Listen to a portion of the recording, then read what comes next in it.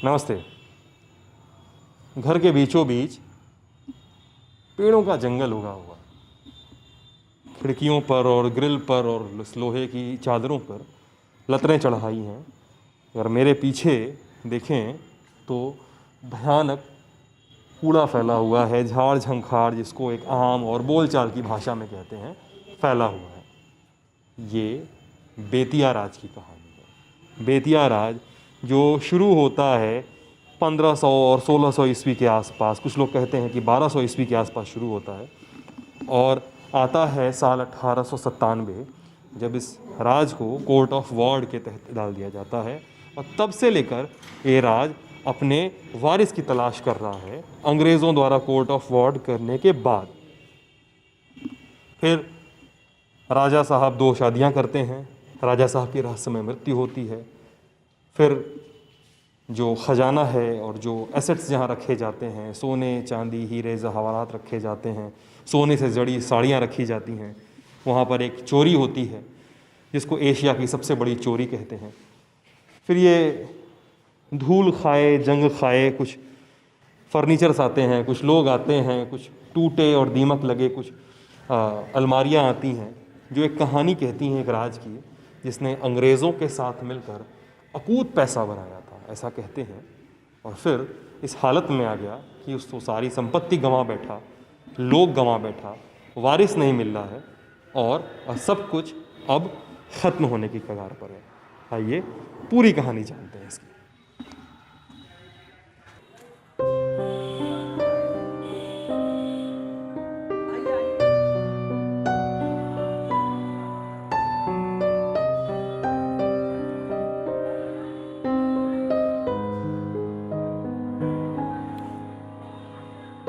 ये धूल खाई धुंधली तस्वीर एक बीती और खंडहर होती रियासत की कहानी कहती है। बेतिया राज की कहानी। जानकी कुंवर इस रियासत की आखिरी महारानी थी। चर्चा है कि इन्हें साजिशन पागल करार दिया गया। एक रियासत जिसने विद्रोह किया तो ईस्ट इंडिया कंपनी के सामने आत्मसमर्पण करना पड़ा। फिर अंग्रेजों के साथ मिलकर अकूत पैसा बनाया।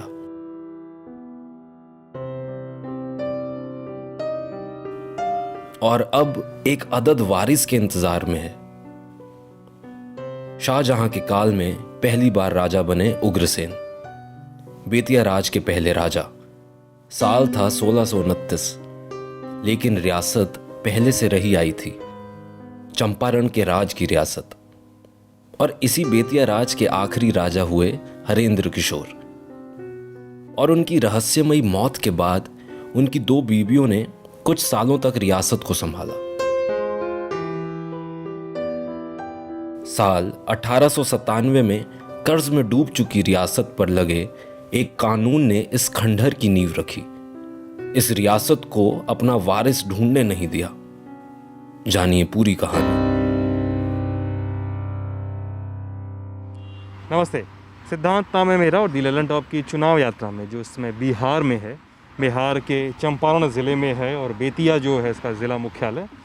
और वहाँ पर हम बेतिया राज के खंडहर में तब्दील होने की कहानी आपको सुना रहे हैं। कैसे पूरा एक राज जो था, जिसके बारे में कहा जाता है कि जिसने अंग्रेज़ों के साथ मिलकर खूब पैसा बनाया, खूब अकूत संपत्ति जुटाई और एक बड़ी चोरी में सब कुछ को गंवा दिया, फैमिली की क्राइसिस में सब कुछ गायब हो गया। और हमारे साथ हैं बेतिया राज के मैनेजर विनोद कुमार सिंह। विनोद जी हैं। तो विनोद जी, आप यहाँ पे कब से हैं?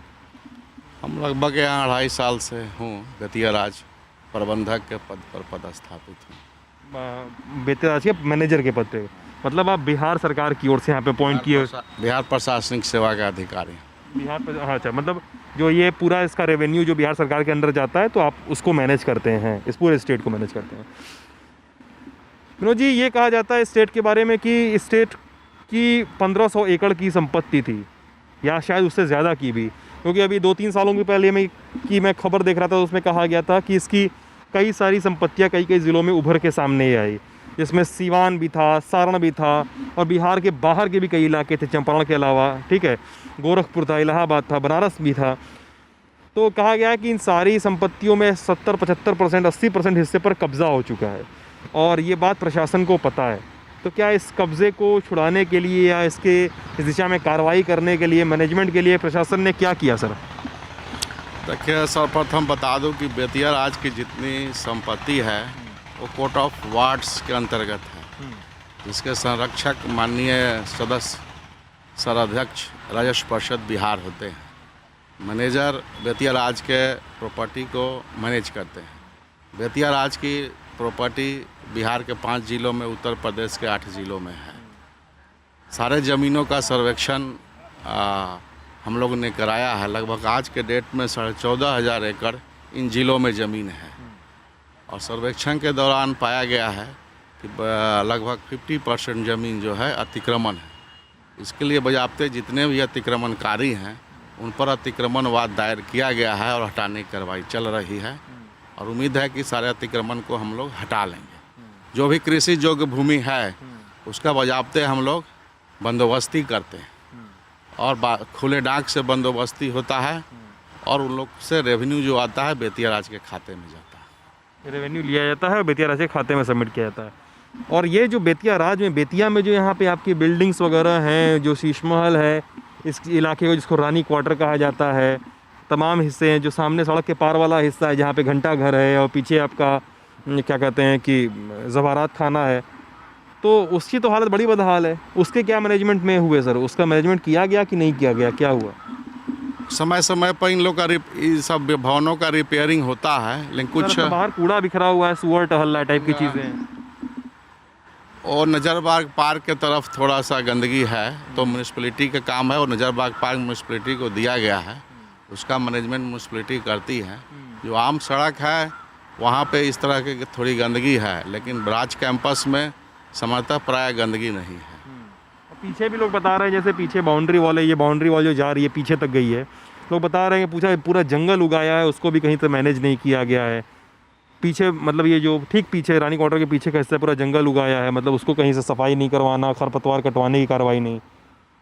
रानी क्वार्टर के पीछे बेतिया राज प्रबंधक का आवासीय कैंपस है, उसमें इस तरह का पेड़ों को लगाया गया है कि जंगल की तरह है। इसके जस्ट पीछे में फैंसी मेला ग्राउंड है, वो एकदम नीट एंड क्लीन है, हर साल उसे बंदोबस्त किया जाता है। इस बार कोविड के कारण उसमें बंदोबस्ती नहीं हुई है। दुर्गा पूजा में मेला लगता है जिससे बेतिया राज को आय की भी प्राप्ति होती है, लगभग 62-63 लाख मिलता है हर साल। लेकिन इस बार चूँकि कोविड के कारण मेला लगाने की अनुमति नहीं मिली है, इसीलिए मेला नहीं लग पाया और दुर्गा पूजा भी समान ढंग से मनाया गया, जिसके कारण कि राज्य को क्षति भी हुई है। ऐसे वो मैदान काफ़ी साफ़ सुथरा है। अच्छा सर, फैंसी मेला से घटना याद आ गई हमको। 1990 में यहाँ पे फैंसी मेला के दौरान ही एक बहुत बड़ी डकैती हुई थी। डकैती क्या, चोरी कहें उसको, तो कहते हैं कि एशिया की सबसे बड़ी चोरी कहा जाता है, हमें लोकल लोग बताते हैं। अब पता नहीं चोरी का परिमाण कितना था, ये किसी को नहीं पता। क्या हुआ था उस चोरी में सर, कितना गायब हुआ था, कोई आइडिया इसके बारे में? लेकिन उस चोरी का स्टेटस, उसके केस का स्टेटस क्या है? कहा जा रहा है कि कोई भी परस्यू नहीं किया गया, कोई भी अरेस्ट नहीं हुए, कुछ भी नहीं हुआ। क्या हुआ उस बारे में, कोई भी आइडिया? इस बारे में अब डिटेल आइडिया लेना पड़ेगा, अभी तक हमने आइडिया नहीं लिया है। हम भी इस तरह का सुनते हैं कि बहुत पहले जो जेवरात घर था उसमें चोरी की घटना छत तोड़ के हुई थी। डिटेल हमने पता नहीं किया है, अब इससे अद्यतन स्थिति पता करना होगा। जेवरात घर जो बंद है सर, वो जेवरात घर बंद है, सील्ड है, उसका लॉक सड़ गया है पूरी तरह से, उसका मैनेजमेंट वो खोला वाला कब गया था आखिरी बार, आपके समय में खोला गया था? ना, इसकी जानकारी मुझे नहीं है कि कब खोला गया था, नहीं खोला था, अभी उसी तरह बंद है। चोरी छत काट के हुई थी। हाँ, छत काट के छेद करके हुई थी। अच्छा सर, 120 साल से कोर्ट ऑफ वार्ड पे चल रही है ये पूरी रियासत, और बेतिया राज कहा जाता है 120 से अब तो 122-23 साल मान लीजिए, 1897 में शायद कोर्ट ऑफ वार्ड दायर हुआ था। तो 123 साल से कहा जा रहा है कि बेतिया राज अपना वारिस ढूंढ रहा है और कोर्ट ऑफ वार्ड के चलते नहीं हो पा रहा है। तो क्या अभी वारिस ढूंढने की प्रक्रिया क्या है, कैसे ढूंढ पा रहे हैं? क्या कोर्ट ऑफ वार्ड को चैलेंज करने की कोई आपकी मंशा है सरकार की, या किस तरीके से इस दिशा में बढ़ा जा रहा है आगे? अभी देखिए, वारिस तो अभी तक कोई नहीं आए हैं। बहुत सारे मामले court, high court, supreme court में डाले गए थे, सारे मामले अभी डिस्पोजल हो गए। अभी तक लीगल हायर कोई नहीं सामने आया है। लीगल हायर कोई नहीं सामने आया। कोई भी क्लेम नहीं करने आता? कोई भी क्लेम नहीं करता है, जो करता है वो तो फिर कोर्ट में केस हार जाते हैं। कोर्ट में केस हार जाते हैं, कोर्ट में मतलब प्रूव पूरा ऑथेंटिसिटी प्रूव नहीं कर पाते। बेतिया राज की कहानी में मेरे साथ राजगुरु परिवार के सदस्य हैं। राजगुरु परिवार के सदस्य का नाम है प्रमोद व्यास जी। प्रमोद व्यास जी हैं। प्रमोद व्यास जी इस भवन की, इस बेतिया राज की वो कहानी सुनाएंगे जो शायद कहीं दर्ज नहीं है या बहुत कम जगहों पर इसका उल्लेख है। प्रमोद व्यास जी आइए, हम लोग चलते चलते बात करेंगे और हम लोग जहाँ चले आप मेरे साथ चलते रहिएगा, ठीक है? प्रमोद व्यास जी, आप कह रहे हैं कि आप राजगुरु परिवार से हैं ना? जी जी जी। क्या अंतर है राज परिवार में और राजगुरु परिवार में? क्या अंतर है? महाराजा महारानी ने अपने गुरु को रखा था, है ना। हम लोग गुजराती ब्राह्मण हुए, है ना, और उन लोगों ने हमारे पूर्वजों को बुला करके यहाँ पर रखा था, जिसके लिए हम लोग यहाँ पर आए, हमारे पूर्वज यहाँ आए। और उसके बाद से महाराजा इस गुरु होने के नाते उनके परिवार के हम लोगों ने हमेशा उनका भला सोचा है। अच्छा, उस तो आप लोग पूजा पाठ करते थे क्या? पूजा पाठ और प्लस गुरु का जो रोल होता है टू एडवाइज हिम, है ना। अच्छा, महाराजा महारानी को एडवाइस करना, अच्छा, वो काम भी था। अच्छा, किस समय बेतिया राज की कहानी कब से शुरू होती है? ये मैं आपको क्लियर करवा देता हूँ अभी। और ये 1200 कुछ के हैं लपेट में, कई जगह तो 1500-1600 के आसपास लिखा वो मिलता अभी है। तुरंत मैं क्लियर करवा दे रहा हूँ आपको, अच्छा, है ना। और इसके पश्चात मुझे कहना ये है कि आज महारानी जानकी कुंवर 1954 में गुजर गई, आखिरी महारानी स्टेट आखिरी की। महारानी स्टेट की। उसके बाद उनको भी जो एबनॉर्मल कहने के लिए करवाया लोगों ने, जो शादी जब महारानी जानकी कुंवर की हुई, उसके पहले महारानी शिवरतन कुंवर थी इसी बेतिया में। उनकी इच्छा नहीं थी कि महारानी जानकी कुंवर जी की शादी हो, पर चूंकि घरेलू उसमें महाराजा हरेंद्र किशोर जी की एक सिस्टर थी जिनका नाम था मूंगा कुंवर जी, उन्होंने कॉन्स्पिरेसी से करके उनकी शादी करवाई। ठीक है सर, उस कहानी पे आएंगे 2 मिनट बाद। आप मैंने बहुत आगे ले गए बात को। आइए, ये ये बिल्डिंग कौन सी है? क्या है कहते हैं इस बिल्डिंग को? शीश महल बोलते हैं शीश महल जी। कब का बना है ये? शीश महल तो 1900 पहले ही का है ये। हाँ, उसके पहले का ही है। जी जी। अच्छा, ये टाइल्स वगैरह तो नहीं लगी है ना? नहीं, ये तो नहीं लगी। 5 साल पहले लगा है। 5 साल पहले लगा है। आप यहाँ पे बड़े बाबू के पोस्ट पे हैं स्टेट में? जी, अभी है, उस समय दूसरा कोई था। अच्छा, तो यहाँ पे ये सब पहले ही लगा है। और ये सब जो रखा हुआ है इधर, ये फर्नीचर वगैरह सब पहले का ही सब है। हाँ, ये राजा के बेर का समय का ही है। राजा के समय का ही है ये सब? क्या रानी के समय का, राजा के समय का? रानी राजा वही ना हुआ, जब राजा थे तभी रानी आई। राजा जी की तो मौत हो गई थी 1898 में ना? हाँ, तो रानी का भी तो मौत हो गया 1954 में। हाँ, तो ये सारा कुछ फर्नीचर उस समय का ही है, ये सब कुछ। हाँ, और इधर एक चेस्ट भी है, बता रहे थे, इधर एक कमरा भी है। खोल दबाओ। इसमें क्या रखा है? सब हथियार है, तलवार है, गोला है, बारूद है, तोप है, इसी कमरे में? इसी कमरे में। अच्छा, और ये सारा कुछ बिहार सरकार द्वारा मैनेज किया जाता है? नहीं, बिहार सरकार का कुछ भी नहीं, न एक पैसा देता है न लेता है। अच्छा, इस सब मैनेजर बेतिया राज के खाता में जमा रहता है। अच्छा, बोर्ड ऑफ रेवेन्यू की तरफ। हाँ, ये क्या है सर? सब टेबुल है। ये टेबल है। हाँ, इधर दिखाइए रूहानी। ये आतिशदान है, झूमर लटकाने के लिए जो। सब इंग्लैंड से।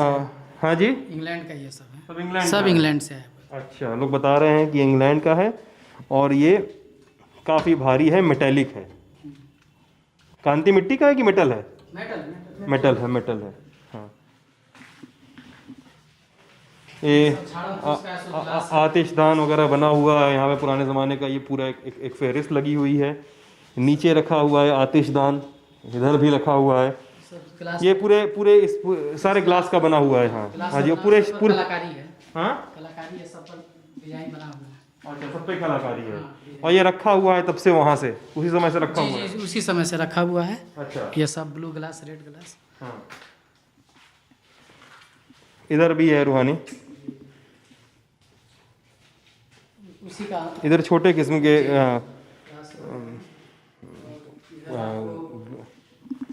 ये उसी के मतलब सारे लाइट, पूरी महल की लाइटिंग इस कमरे में रखी हुई है। शीश महल का लाइट। शीश महल की पूरी लाइटिंग यहाँ रखी हुई है। पत्थर के सब मूर्तियाँ हैं यहाँ पे खंजर है, तलवार है। ये सारी इस महल की प्रॉपर्टी है। जी जी जी।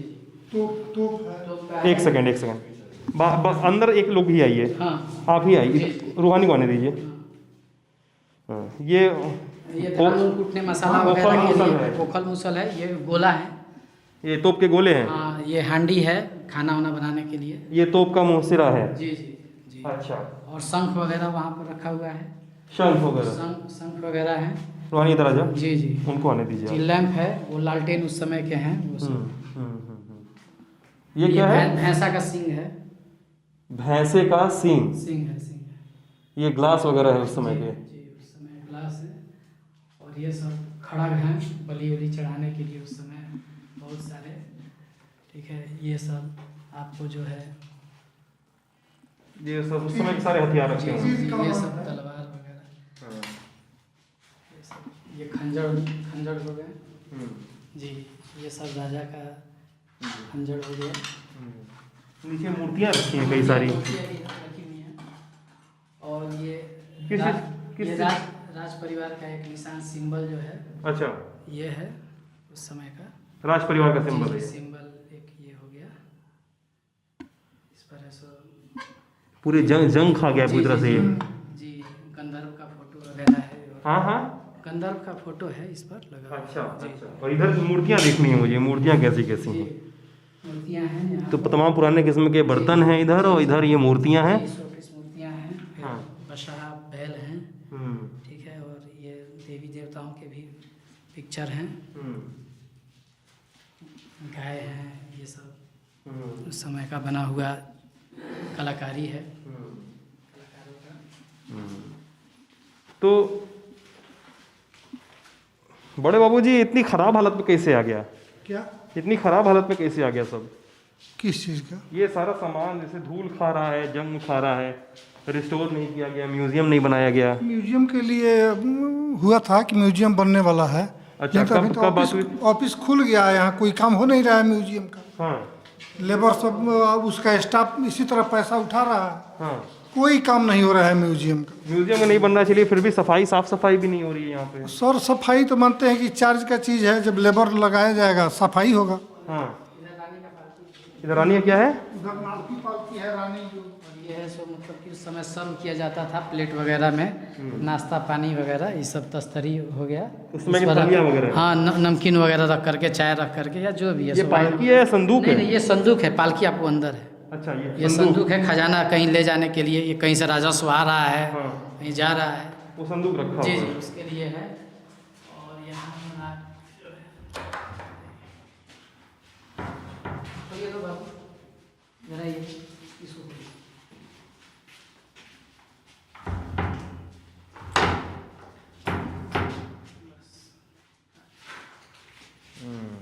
ये रानी की पालकी है, ये पालकी रानी को कहीं जाना होता था,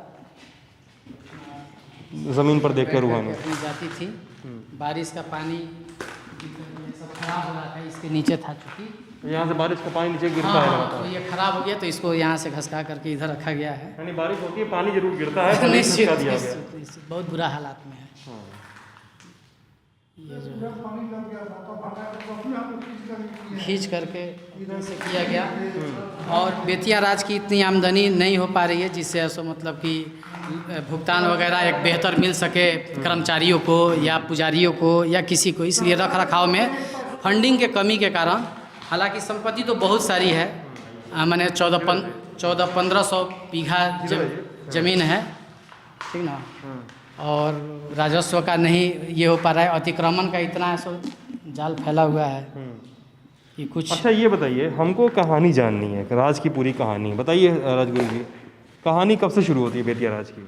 नेट एक सेकेंड में आपको क्लियर कर दूँ।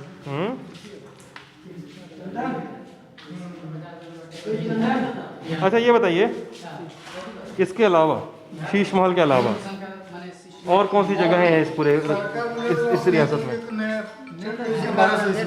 1200 1200 ईस्वी से शुरू विद्या होती राज है। शुरू होती अच्छा, अब ये बताइए इस शीश महल के अलावा और कौन कौन सी जगह हैं इस रियासत में यहाँ पे? यहाँ पर बेतिया का मीना बाजार जो है ये उस समय का परिकल्पना है। माने आज हम लोग जो मॉल के रूप में देखते हैं उस समय वो मॉल के रूप में वह सुई से लेकर के हर एक चीज़ है सो वहाँ पर मिलता कब है। से शुरू हुआ था? वो बहुत पुराना है, लगभग 200-250 साल पहले की परिकल्पना है। अभी आप देखिएगा बहुत पुरानी बिल्डिंग है और पूरे जिला का मुख्य सो व्यापारिक केंद्र है मीना बाजार। तो शीश महल में कौन रहता था? शीश महल वाले के इस हिस्से में कौन रहता था? रानी तो 1854 में ऐसो यहाँ से मतलब ये डेथ कर गई। उसके पहले कौन रहता था यहाँ पे? उसके पहले ऐसो रानी और ऐसो देख रेख करने वाले कारिंदे, मैनेजर वगैरह यही सब ये लोग रहते थे यहाँ जी। पे। उसका सही से ऐसो इसका मतलब कि ये नहीं कर पाए। हाँ। और इधर ये तो पूरा झंखार जी, से जी, भरा पूरा हुआ है। जंगल हो गया है। कर्मचारी ऐसो न के बराबर हैं। साफ कैसे हो पाएगा? इसको इतने बड़े अहाते को साफ करने के लिए बहुत सारा मैन पावर की ज़रूरत है और वो मैन पावर को ऐसो पेमेंट देना है। तो बेतिया राज के पास उतनी पैसे है नहीं। ये बेतिया के आखिरी महाराज कौन थे? महाराजा हरेंद्र किशोर सिंह। हरेंद्र किशोर सिंह। आप एक सेकंड, हरेंद्र किशोर सिंह की शादी और हरेंद्र किशोर की शादी और शादियाँ हुई थी। हाँ। पहली रानी शिवरतन कुंवर थी, दूसरी रानी महारानी जानकी कुंवर थी। शिवरतन कुंवर और जानकी कुंवर। तो शिवरतन जी से पहली शादी हुई और जानकी जी से दूसरी शादी हुई। पहली शादी से तलाक हो गया था? नहीं, हाँ। वो स्वेच्छा से कराई बच्चा होने के लिए। अच्छा, संतान के लिए। अच्छा, फिर क्या हुआ? तो राजा मर गए 1894 में। 98 में? 94 में। 94 में मौत हुई। और रानी शिवरतन कुंवर मरी। कैसे मौत हुई थी? कोई बताता है कि बड़ी उनको तो एक बैग दर्द हुआ, मैंने सुनने में आता है, हम लोग तो उस समय थे नहीं। सुनने में आता है कि उनको पेट में दर्द हुआ छपरा छावनीय पर। और वहाँ से कलकत्ता गए राज वैद्य के पास और वहीं कलकत्ते में इनका डेथ हो गया। कोई बता रहा था कि राजगुरु साहब बता रहे थे कि शायद हीरा चाटने से मौत हुई थी, ऐसा बताते हैं लोग। मूंगा कुंवर के समय का वो कलकत्ते की बात है। लोगों का कहना जैसा है कि जो गुजरे वो सीढ़ी मूंगा से। कुंवर उनकी बहन? मूंगा कुंवर उनकी बहन थी। उनकी साजिश थी कि किसी तरह से बेतिया राज की संपत्ति में, चूंकि यहाँ कोई औलाद था नहीं, इसलिए वो प्रयास हुआ है। तो मूंगा कुंवर कहती हैं कि उनको मारा गया है। हाँ, मूंगा कुंवर का कहना तो वो तो उनकी साजिश थी। मूंगा कुंवर उसमें खुद संलिप्त थी। अच्छा, मूंगा कुंवर खुद चाहती थी कि उनके भाई को मौत हो जाए? जी, ये ऐसा कहा जाता है। जी।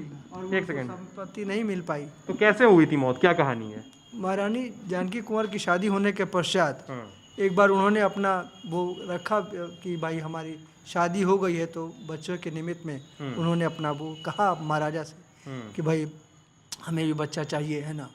तो इस बात को सुन करके महाराजा ने अपनी बहन को कहा ये बात को।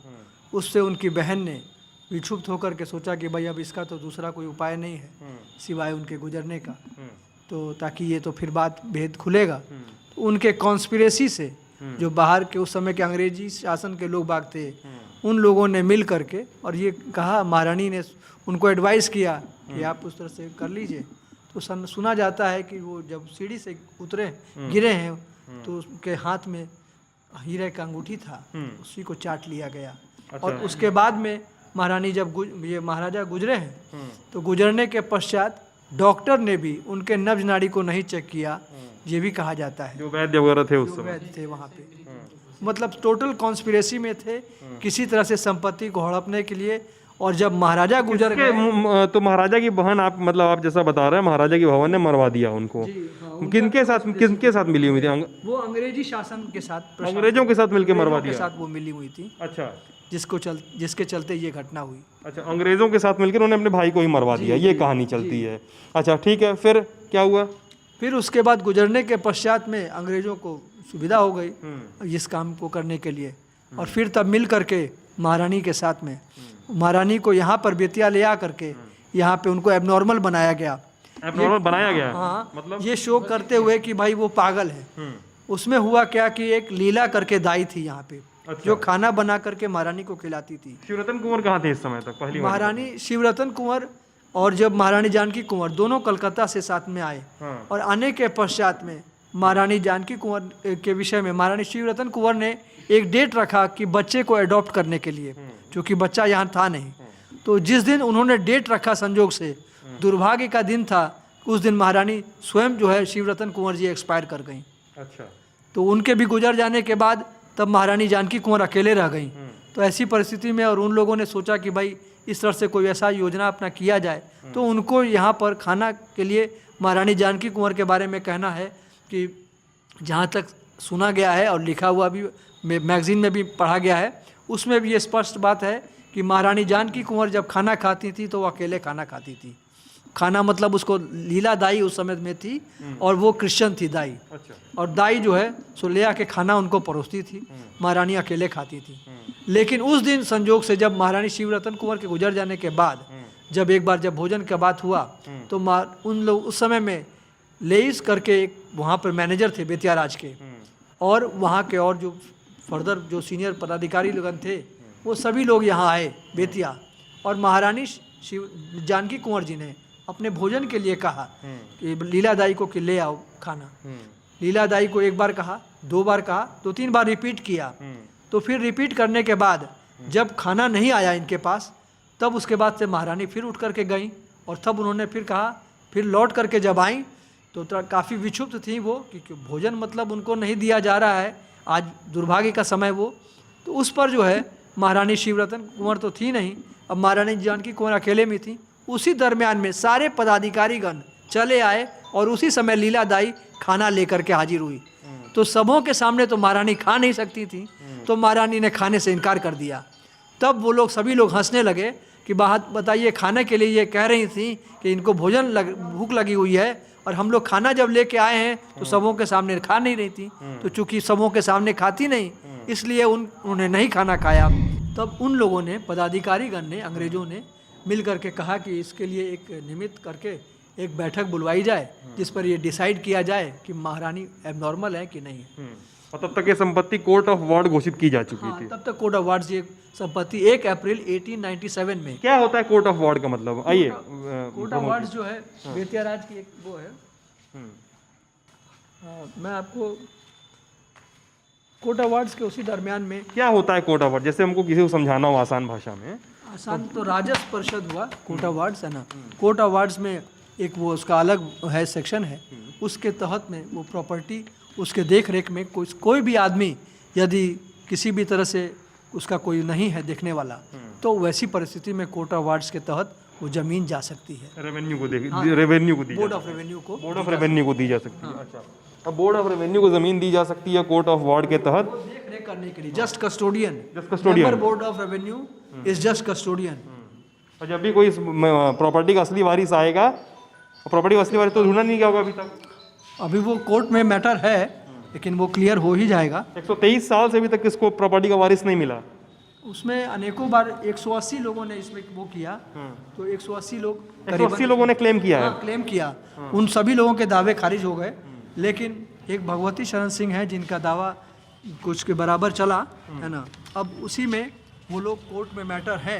तो आज तो भगवती शरण सिंह जी गुजर गए हैं, लेकिन उनके बेटे अशोक सिंह वगैरह हैं वहाँ पे जो उनके लाइक में अपना हैं, जो ये लोग भी क्लेम करते हैं कि हम इस प्रॉपर्टी के वारिस हैं। हाँ हाँ। अब कोर्ट में जैसा होगा वो डिसाइड हो जाएगा। अच्छा, वो कोर्ट में डिसाइड हो जाएगा, उसके बाद से फिर महारानी की इच्छा। इस दरमियान में आपको एक बात और बताना चाहूँगा कि बेतिया राज में यहाँ पे जो कर्मचारीगण हैं वो बहुत गिने चुने हैं। जैसे किरानी वर्ग में बेतिया राज में आज के डेट में वर्तमान बड़ा बाबू हुए और 4 आदमी किरानी और हैं, जिसमें एक आपके बेतिया राज के नाजिर जी हैं, है ना, जो श्री विनोद कुमार वर्मा, और इसके अलावा श्री उमा शंकर ओझा। कुल मिला के करीबन 5 व्यक्ति हैं किरानी में, और उसके पश्चात में कुछ सिपाही हैं, कुछ मानदेय के सिपाही हैं, कुछ अमीन हैं। मेरा आपसे ये कहना है कि इस दरमियान में बेतिया राज के उसमें कोर्ट में, हाई कोर्ट में केस हुआ था कि बहुत यहाँ पे लेबर, आप जानेगा कि थ्रू आउट इंडिया चूँकि बोर्ड ऑफ रेवेन्यू के मेंबर वो खुद डिसाइड करते हैं कि एक लेबर को क्या मिलना चाहिए बिहार में, और उन्हीं के अधीन में आज बेतिया राज की प्रॉपर्टी है। तो he is not deciding about Bettiah Raj staff, है ना। अब ये मुझे कहना है आपको, ये मैं आपको हाई कोर्ट का एक ऑर्डर दिखा रहा हूँ, जिस ऑर्डर को मैं आपको दूंगा भी। एंड इस ऑर्डर में ये ऑर्डर है mister justice Navaniti Prasad Singh and honourable mister justice Rajendra Kumar Mishra ji. Oral judgement. क्या है जजमेंट? इस जजमेंट में ये बेतिया राज के स्टाफ लोगों के द्वारा केस हुआ। इसमें इन्होंने डिसाइड किया कि however when we come to the second issue whether the appellants are employee of the Betia estate or employed by the court of wards, they are entitled to minimum wages as they are employed in the management of the state. The member board of revenue is directed to look into this aspect of the matter and take appropriate decision within a reasonable time depending upon the facts and circumstances of the case, which are too numerous to discuss in this proceeding. With these observations and directions, the appeal stands disposed of. मुझे कहना है कि minimum wages this I am giving to you also, है ना, you may have it, है ना। इस high court के इस ऑर्डर के पश्चात मिनिमम वेजेस का जो है वो मिलना चाहिए बेतिया राज के कर्मचारियों को। अभी नहीं मिल रहा है। आज के डेट में बेतिया राज को जो सैलरी थ्रू आउट इंडिया, आप देख लीजिए, सर्च कर लीजिए, कितनी सैलरी मिलती है बेतिया राज के लोगों को? इसमें आप बेतिया राज के कर्मचारी हैं? कर्मचारी तो मैं नहीं हूँ, लेकिन कर्मचारियों का संघ का मैं सम्मानित अध्यक्ष भी हूँ, अच्छा, है ना। तो in this aspect I can say कि भाई वर्तमान हमारे बड़ा बाबू हैं, ठीक है, अभी जस्ट रिटायर हुए। अब एज अमीन रिटायर होने के पश्चात इन्हें वो जगह दिया गया बड़ा बाबू का, है ना, बड़ा बाबू का जगह दिया गया और आज ये हैं। तो आज इनकी सैलरी करीबन 5-5.5 हज़ार के लपेट में है और मतलब कोर्ट के ऑर्डर के बाद भी इनकी सैलरी नहीं बढ़ाई जा रही है। इनकी नहीं बढ़ाई गई। उसके पश्चात और भी जो बेतिया राज के स्टाफ हैं उनकी सैलरी भी करीबन 7,000 7,500 बहुत बढ़ाने के बाद में हुई है। अच्छा, ठीक है ना। तो ठीक है। उसके पश्चात मैं आपको ये बात बता दूं कि बेतिया राज ये पुजारियों के बारे में, पुजारी बेतिया राज के जो हैं। सर एक सेकंड मतलब हम लोग बारी बारी बात कर रहे हैं ना, मतलब आप यहाँ पे इतना बता दिए, फिर आगे हमको अभी हम 10 जगह जस्ट शूट करके आए ना, हमको हर बात में लिंक बैठाना है, वरना हम एडिट नहीं कर पाएंगे। ये भी आप मेरी मजबूरी समझिए ना। जी ठीक है, तो आप जैसा कहिए। आप संघ की बात कर रहे हैं, पुजारी की बात कर रहे हैं, नहीं सब बात हो जाएगी, लेकिन हम बारी बारी बैठाएंगे चीज़ों को ना। ठीक है। तो सर ठीक है, ये बेतिया राज की कहानी हो गई। महाराजा हरेंद्र किशोर सिंह और जानकी कुंवर, शिवरतन कुंवर की कहानी। उसके बाद कथित रूप से उनको पागल करार दिए जाने और मूंगा कुंवर द्वारा कॉन्स्पिरेसी किए जाने की कहानी है। एक खजाना है यहाँ पे, सुनते हैं खजाना था वो और लुट गया पूरी तरह से। वो खजाना कहाँ पे है?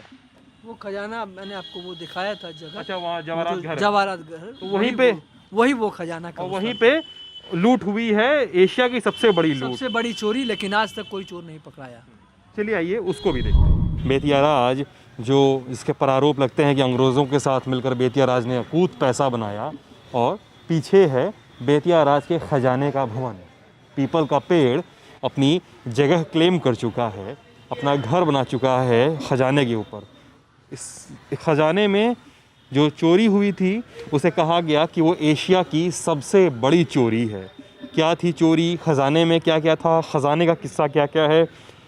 राजगुरु परिवार से, यानी वो परिवार जो राज परिवार के लिए और राज परिवार की संपत्तियों के अंतर्गत पड़ने वाले मंदिरों भवनों में पूजा पाठ करता था, कि प्रमोद व्यास जी हमारे साथ हैं और साथ हैं एक लोकल व्यक्ति तरुण जी, ना। तो प्रमोद जी और तरुण जी, हम लोग थोड़ा सा अभी यहाँ पे घूमेंगे। घूमते घूमते आप मुझे बताइएगा कि बेतिया राज में कब कब क्या क्या मतलब जो हुआ वो तो बता चुके हैं आप, लेकिन इस चोरी की कहानी हमें जाननी है। कितना पुराना है सर खजाना ये तो बहुत पुराना, महाराजा महारानी के समय से बनवाया हुआ। अच्छा, ये है। उसमें चोरी जो है इसमें ये ऐतिहासिक जगह है और सबसे बड़ी एशिया की चोरी यहाँ हुई जो 1990 में हुई। उस दरमियान में आपको बता दूं 1990 में हुई। 1990 में खजाने में क्या क्या था? यही फैंसी मेला है, ये सामने मैदान जो है जी, उसी समय में मेला भी लगा हुआ था। फैंसी मेला? जी, फैंसी मेला, दशहरा फैंसी मेला लगता है। दशहरा मेले का नाम ही है फैंसी मेला? जी, दशहरा फैंसी मेला। अच्छा।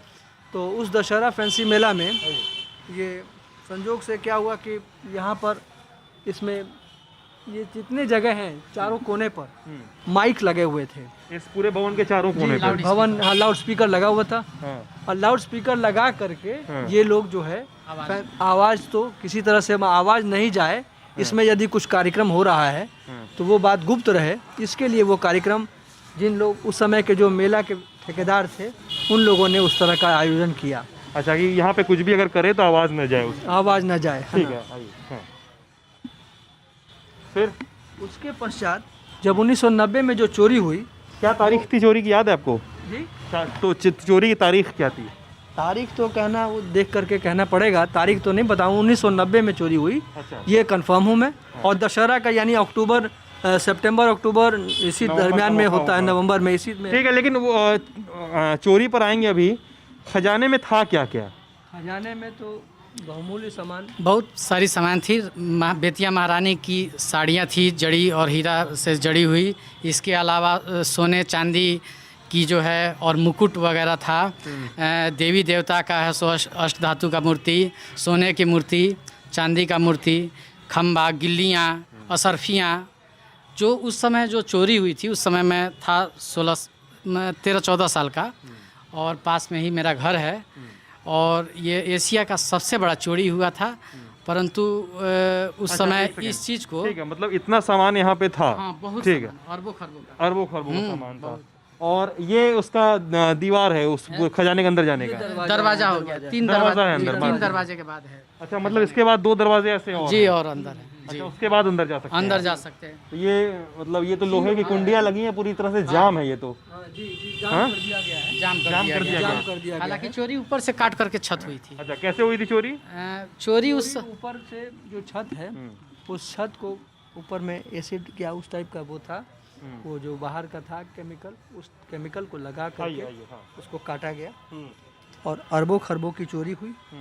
एशिया में सबसे बड़ी चोरी हुई है। हाँ। अच्छा, एक सेकंड, जो ऊपर छत थी कितनी मोटी थी, कितने इंच की थी? वो लगभग 2 फीट से कम नहीं हो, 2 फीट से कम नहीं हो। 1 फीट मोटा है, उसके अंदर इतना मोटा चादर है स्टील का लगा हुआ, छत में भी, चारों ओर दीवार में भी। हाँ, मतलब छत है, छत के बीच में स्टील का चादर लगा हुआ है। स्टील का चादर लगा हुआ है, उसको भी काट करके तब अंदर गया सब। इस पर चारों तरफ माइक बना हुआ था, 8 अष्टजाम हो रहा था। लगातार चोरी हुई है, इसमें इससे माल ढोया गया है। अच्छा, मतलब एक दिन में चोरी नहीं एक हुई? दिन में नहीं सर, 8-10 दिन रातों रात है सो यहाँ चोरी करके माल को ढोया गया गाड़ियों के द्वारा। अच्छा जी और जी ये पता नहीं चल पा रहा था किसी को 8-10 दिन तक यहाँ पे चोरी जी, हो रही नहीं है? नहीं नहीं, पूरा इसको जो ब्लॉक करके- नवरात्र और दशहरा का मेला चल रहा होगा। जी, ब्लॉक पूरा करके इस एरिया को रखा गया था। कोई भी ऐसो इधर नहीं आ सकता। हॉर्न वगैरह बांधा गया था। क्या बंदा क्या था? हॉर्न वही हॉर्न, अच्छा, लाउड स्पीकर, हाँ। Speaker sir. हॉर्न बांधा गया जी, था जी, कि आवाज न जाए। जी जी। और काटा किस चीज के और गया उस था? समय जो सर राजनेताओं के द्वारा, ये क्या खिड़की है उसकी? जी, खजाने उसकी की? खिड़की है उसकी। अच्छा, इसके जी। पीछे क्या है? उसके पीछे एक और है सो मोटा गार्डर है। रिक्वेस्ट करूंगा, हमारे बड़ा बाबू बेतिया राज के संजोग से सौभाग्य से आए हुए हैं, ये नरेंद्र मिश्र जी। नरेंद्र मिश्रा। नरेंद्र मिश्र जी। जी, अच्छा, आप बेतिया, एक सेकंड, बेतिया राज के क्या हैं आप? बड़ा बाबू है अभी मतलब वर्तमान। यहाँ पे हेड क्लर्क हैं आप बेतिया राज में? जी, जी। हाँ, हाँ, ठीक है। तो नरेंद्र जी यही पूछ रहे थे कि इस पूरी खिड़की के पीछे क्या है? सब खजाना उसमें रखा हुआ है। अभी भी रखा है खजाना यहाँ पे? अब तो निकल गया सब, अब तो रखा गया है। जो बचा हुआ था चोरी से, हाँ, वो ले जाकर के एसडीओ कोर्ट में रखा गया है। कोर्ट में रखा हुआ है। कोर्ट में रखा हुआ अब कितना खजाना का चोरी हो गया लगभग? और वो खरबों का इसका मतलब अंदाजा कितना नहीं कितना लगाया जा कितना परसेंट खजाना चला गया? सकता। माने 20 में 18% मतलब 100 में 20 में पैसा में से 18 पैसा चला गया है। चला गया, 2% बचा। 10% हाँ, बचा। 10% बचा केवल। बाकी वो बचा हुआ एसडीओ कोर्ट में रखा गया है। अच्छा, ठीक है। अब ये बताइए, आप में से तीनों लोग कोई भी बता दे हमको कि इस खजाने से जब लूट हो गई, 8-10 दिन जैसे ये बता रहे हैं कि लगातार लूट होती रही, इसमें पता कब चला कि चोरी इतनी बड़ी हुई है? जब मैनेजर आए अपना चार्ज दे दूसरा मैनेजर आए चार्ज लेने के लिए, तो पहला मैनेजर चाबी देने लगे कि चाबी ले लीजिए। तो वो बोले कि कैसा चाबी है? हाँ, तब इन्होंने कहा कि जवाहर खाना का चाबी है। तो कहा कि जवाहर खाना का चाबी है, इसी तरह हम ले लें। जवाहरत खाना। जवाहरात खाना। जवाहरात अच्छा, खाना। हाँ, आइए। हाँ, तो वो कहे कि चल के खोल के हमको दिखलाइए, उसके बाद हम चार्ज लेंगे। जब आकर के खोला गया गेट, हाँ, तो वो एकदम भौक लाइट उसमें आ गया, ऊपर से लाइट आ ऊपर से लाइट जल रहा। लाइट आ गया। तब देखा गया कि सब सामान छिटाया हुआ है, चांदी का बोरा सब इसी तरह पड़ा हुआ है। उस चांदी का नहीं ले गया था, चोरी नहीं किया था, वो तो नीलमे या मड़ी या और सोना से भर गया था। वो लोग का चांदी छोड़ दिया था। चांदी छोड़ दिया था, वही अच्छा, नहीं जमा है। मैंने रत्न ले लिया था, सोना वोना ले गया था, चांदी छोड़ गया था सारा। चांदी छोड़ दिया था। और कितना चांदी भी ले गया ये कौन बताएगा? चांदी कुछ छूटा हुआ था। कोई गिरफ्तारी हुई इस पूरे केस में आज तक? गिरफ्तारी हुआ हमारे बेतेराज के सिपाहियों का, जिसका ड्यूटी दिया गया था फिलहाल। हुआ गिरफ्तारी, फिर छोड़ दिया। हाँ, शक के आधार पर गिरफ्तारी हुआ, फिर छोड़ दिया गया। अच्छा, 2 सिपाही का, हाँ, दूसरा किसी का आज तक कोई पकड़ में नहीं किया कि कौन चोरी किया ही। अच्छा, सीबीआई का भी इस पर बहाली हुआ था, कोई कुछ नहीं पता चला। राजनेता नहीं वगैरह पता चला कोई गए कोई मेले के ठेकेदार वगैरह जो आए थे मेले में, ठेकेदार वगैरह झूला लगाने वाले, ये सब ऐसा सेटिंग था राजनेताओं का और उस समय का प्रशासन का, ठीक है ना जी। हमारे मैनेजर का इतना बड़ा संपत्ति पर हम लाउड कौन था मैनेजर उस समय? आर.के. सिंह थे उस समय मैनेजर। आर.के. सिंह। चार्ज कौन लिया था फिर उनसे? थी सददेव प्रसाद। सददेव प्रसाद। तो सददेव प्रसाद चोरी का पकड़ा लगा है 90 में। 90 में अभी आर.के. सिंह से 89 में आर.के. हुआ था कि 90 में हुआ था कि 88 में हुआ था, ये कोई नहीं बताया। नहीं, हर जगह लोगों में 90 लिखा मिलता है। हाँ 90 में चार्ज लिए, उसी समय पकड़ाया, इसलिए 90 लिखा हुआ रहता है। हम लोगों ने तमाम चीज़ें देखी, बेतिया राज के बारे में तमाम चीज़ों के बारे में जाना सुना बात की। अब ये जानना है हमको कि जो बेतिया राज की कहानी है इसमें अभिलेखागार आता है, एक रिकॉर्ड रूम आता है, और कहा जाता है कोर्ट ऑफ वार्ड के तहत आज भी यहाँ पे पब्लिक कचहरी लगती है, अभिलेखागार खुला रहता है, ऐसा है क्या? जी एकदम है। यहाँ पर हर एक मंगलवार और बृहस्पतिवार को बुधवार को कचहरी खुलती है और ज़िले से तमाम ज़िले से जहाँ पर बेतिया राज फैला हुआ है वहाँ से लोग आते हैं अपने कागजात के जानकारी करने के लिए, खाता खेसरा वगैरह, प्लॉट नंबर उस किनके नाम पर था, क्या क्या है रिकॉर्ड रूम में रखा है ये जी सब? रिकॉर्ड हाँ रूम में वही ऐसा सब अभिलेखागार जो कहते हैं, जमीन के कागजात that is called record room. अच्छा, वही अभिलेखागार, वो 1 नंबर और 2 नंबर जो है वही 2 है, काफ़ी लंबे चौड़े जगह में वो है। तभी चला आ रहा है। जी जी, लैंड रिकॉर्ड उसी में जो है पूरे 100 कोस का बेतिया राज था उस वक्त में। उस ज़माने के हिसाब से आज जितने भी पेपर्स ज़मीन के होते थे जो लोगों को बेतिया राज चुकी था, तो और किसी को अगर ज़मीन बंदोबस्ती की गई तो उसको बंदोबस्त करने पर उन्हीं के द्वारा दिया जाता था, बेतिया राज के ही द्वारा पट्टा वगैरह बनाया जाता था, या उसकी रसीद की जाती थी, या बंदोबस्ती की जाती थी, है ना, या नीलाम भी हुआ होता तो उसको दिया जाता था। तो वो सारी प्रक्रियाएं बेतिया राज से होती थी, जिसके सब पेपर्स वहाँ पे रहते हैं। और लोग आते हैं अभी भी देखने आज भी वगने, अब बहुत दूर दूर से लोग आते हैं नकल लेने। नकल लेने सब कागजात। प्लस सर्च करने के लिए अपने पेपर्स को। अच्छा, जी। बेतिया राज में है कि नहीं है तो कहाँ पे कहाँ किस खसरा नंबर पे है, हाँ। भूमि विवाद में वो सब काम में आते हैं। भूमि विवाद में वो सारे वो पेपर सारा कागज पत्र काम में काम आता में है। आ जाते हैं। अच्छा, अपना डिटेल वगैरह बताने के लिए कि ये हमारे पिताजी का या दादाजी का है या इनका है, उनका बंदोबस्त हुआ है।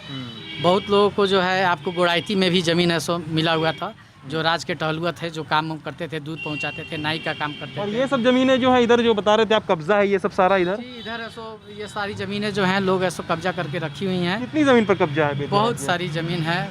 1500 बीघे का जो है 1500 की 4500 15,000 एकड़ 15,000 एकड़ ज़मीन राज की ज़मीन है, जिसमें से लगभग मान के चलिए 80-90% ज़मीन पर भू माफियाओं का कब्जा है। जी अच्छा, हाँ।